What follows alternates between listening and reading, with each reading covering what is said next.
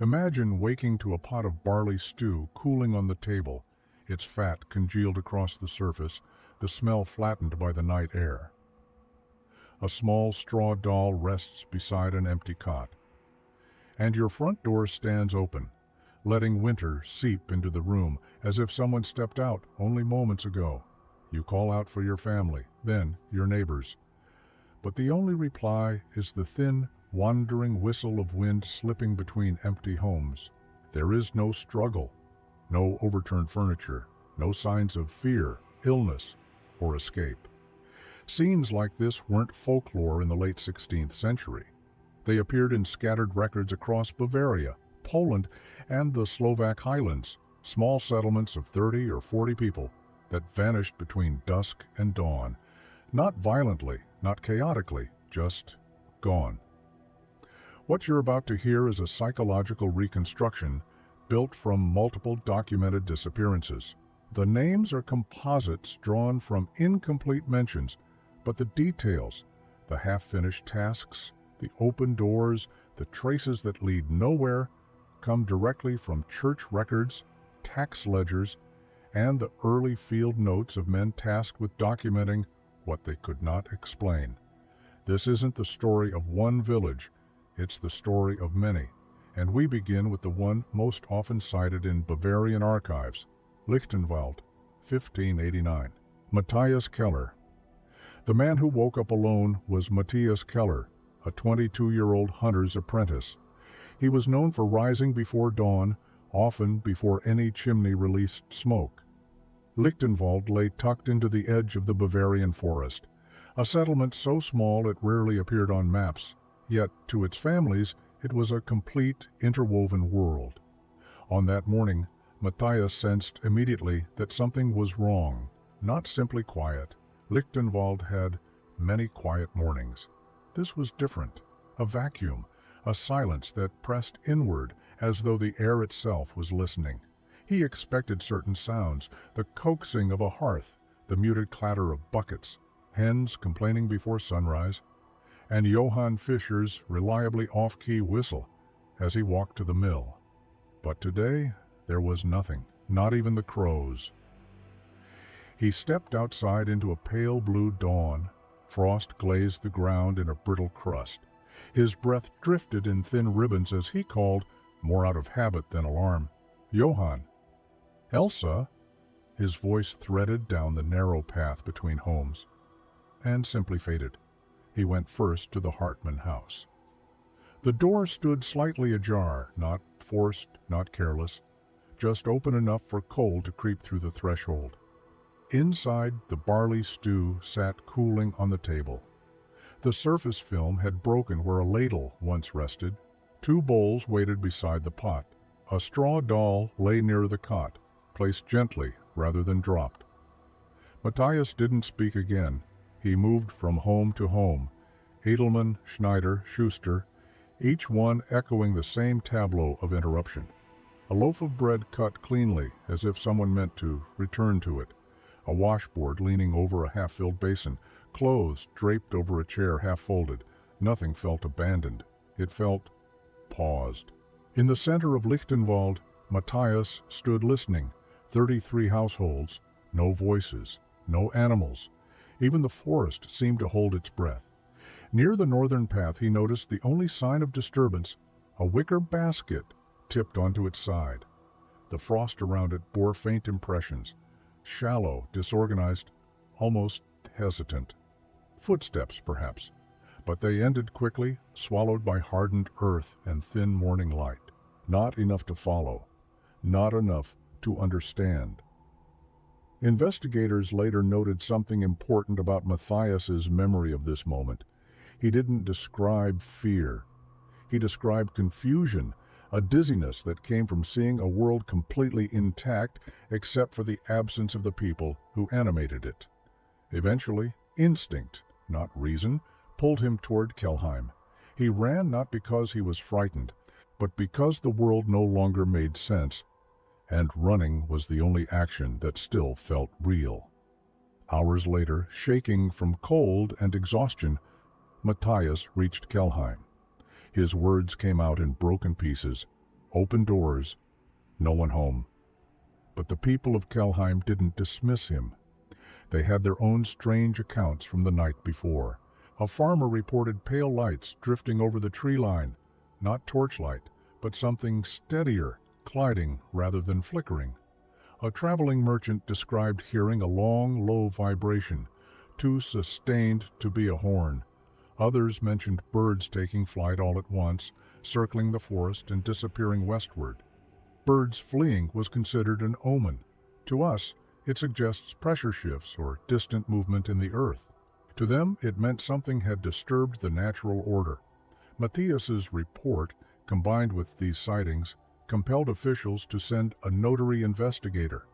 Brenner was accustomed to documenting crop disputes, land boundaries, and the occasional case of missing livestock. But he had never investigated the disappearance of an entire village. He arrived in Lichtenwald by midday. His surviving notes, preserved across multiple transfers of tax records, describe his first impression with unsettling precision. The village held the stillness of a breath taken and not released. Inside each home, he found what Matthias had seen: cold meals, unfinished tasks, beds undisturbed. But Brenner noticed something Matthias had not: a single broken cup near a threshold whose interior showed no sign of struggle. It wasn't shattered, just cracked through the center. As if dropped by someone who had already turned to leave, he underlined the entry, then drew a line through the underline. No explanation accompanies the revision. At the forest's edge, Brenner recorded subtle disturbances: branches bent at shoulder height, thin soil pressed by weight, dry leaves brushed aside. But these traces unsettled him more than he expected. They did not form a line. They did not scatter like a panicked crowd. He wrote a phrase echoed in records of other vanishings.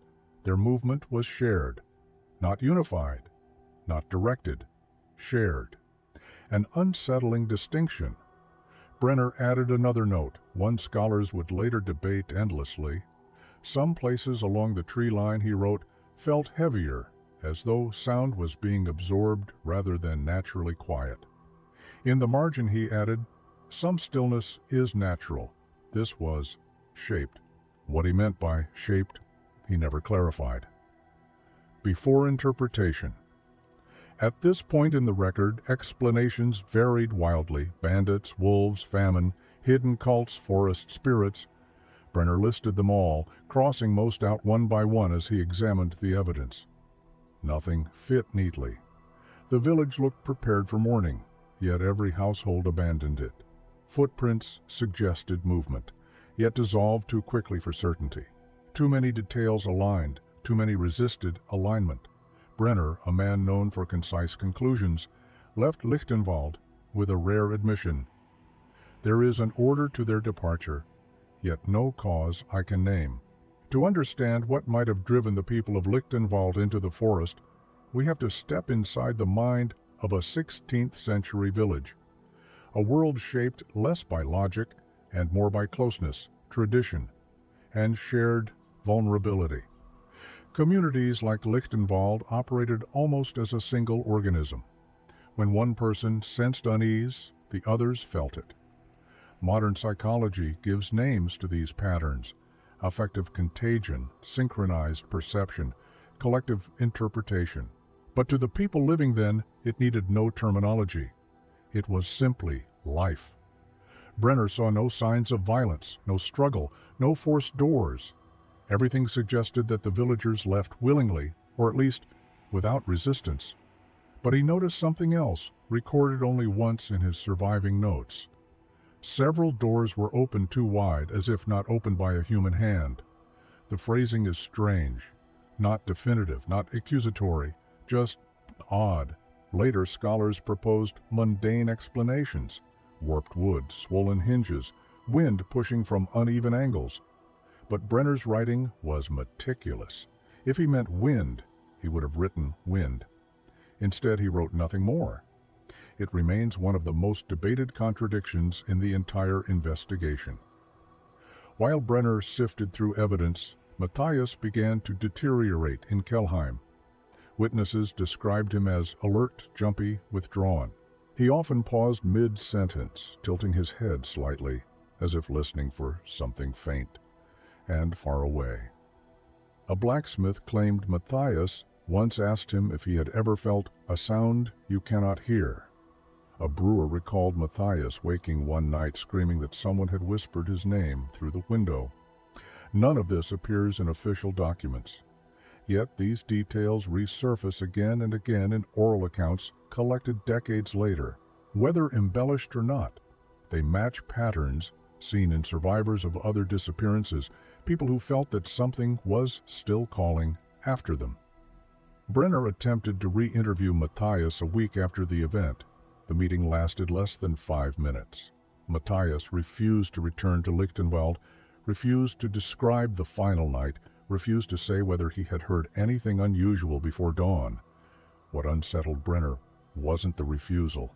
It was Matthias's reaction the moment he mentioned sound. Matthias visibly flinched, not subtly, like someone bracing for impact. That single reaction nudged Brenner toward a theory circulating even before he arrived. A disturbance of sound, not music, not voices, but something physical, vibration, pressure, an atmospheric shift. Villagers in neighboring regions had described similar sensations in years prior. A hum beneath the wind, a vibration in the chest, livestock refusing to enter barns, dogs hiding under beds. The evidence was inconsistent, but the testimonies formed a pattern, and patterns mattered. Brenner wrote another margin note, almost an afterthought. Wind between the ridges last night. Odd patterns could carry more than sound. Yet even here he reached no conclusion. Because nothing in Lichtenwald aligned neatly with any single explanation. If it had been purely infrasound, why the odd placement of objects? Why the cracked cup? Why doors pushed open at inconsistent angles? Each detail fit part of a theory, but none of them formed a complete picture. And that refusal of the evidence to cooperate became the defining feature of the Lichtenwald case. What happened that night? Historical analogues offer hints. In other vanishings of the era, entire groups described seeing pale lights in the sky, hearing distant horn-like tones, or feeling a shift in the air moments before leaving their homes. In one Slovak account, a survivor claimed every dog in the village began howling at once, and then fell silent instantly. The night before Lichtenwald vanished, Matthias later confessed to the Kelheim priest that he had heard something like wind, but wrong. He spoke as though confessing guilt. He recalled waking in the dark with the sense that the walls were vibrating faintly. He assumed it was a dream. He rolled over. And when he woke again, the world had become hollow. This admission never appeared in Brenner's notes. Brenner never heard it. If Matthias truly slept through the moment the group made its decision, it would explain why he remained behind. In small, tightly bonded communities, collective decisions can move fast, sometimes in seconds. One person slightly isolated or asleep can simply miss the signal. But this alone doesn't explain everything Brenner found. The villagers did not run, they did not scatter. They walked together in proximity, following something none of them left a record of. The most unsettling detail comes from a nearly lost page of Brenner's notebook, overlooked for centuries due to water damage. When examined closely, faint pencil marks reveal a rough sketch of the forest path. Small circles mark impressions in the soil, individually meaningless, together forming a gentle arc, not a straight line, not chaos, a curve bending deeper into the forest. When compared with sketches from disappearances in Poland and northern Hungary, the same pattern appears again and again, not running from something, not wandering aimlessly, but curving, as though following. Following what? No record offers an answer. As Matthias aged, he grew quiet. He avoided gatherings, took only small jobs, and often stared toward the forest, as if expecting someone to walk out of it. On rare occasions he spoke. Witnesses recalled him saying, voice trembling, they weren't fleeing, they were listening, all at once. And then they went. He could never explain what the villagers heard or why he didn't hear it. As his final weeks approached, the Kelheim priest kept careful notes. The first read, he believes he slept through the moment the village decided. He fears that if he had been awake, he would have followed them.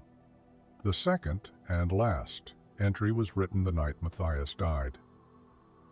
He said only this, they answered something and I did not hear it.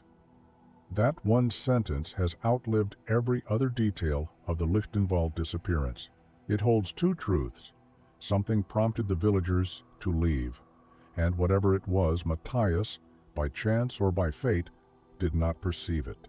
Lichtenwald was never repopulated. Within decades, the forest reclaimed it. Roots split through floorboards, beams collapsed beneath winter snow, paths dissolved into soil and undergrowth.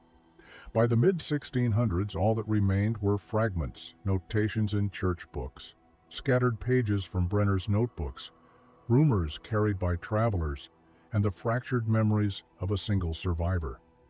This reconstruction cannot provide a definitive answer. The evidence resists certainty. Not because the truth is supernatural, not because the mystery is solved, but because entire communities sometimes move as one, even when what they are following cannot be named. And because one man, waking moments too late, spent the rest of his life trying to understand an answer he never heard. And so, the story of Lichtenwald joins the quiet list of places that slipped into the forest and did not return. A village that left behind no bodies, no messages, no final struggle. Only unfinished meals, open doors, and a single survivor who heard nothing when everyone else answered something. If you found this reconstruction compelling and you want to explore more disappearances, psychological mysteries, and forgotten history, consider subscribing to the channel. It helps us keep uncovering the fragments the past tried to bury. Thank you for watching, and until the next story, keep listening to the silence. Sometimes it remembers more than people do.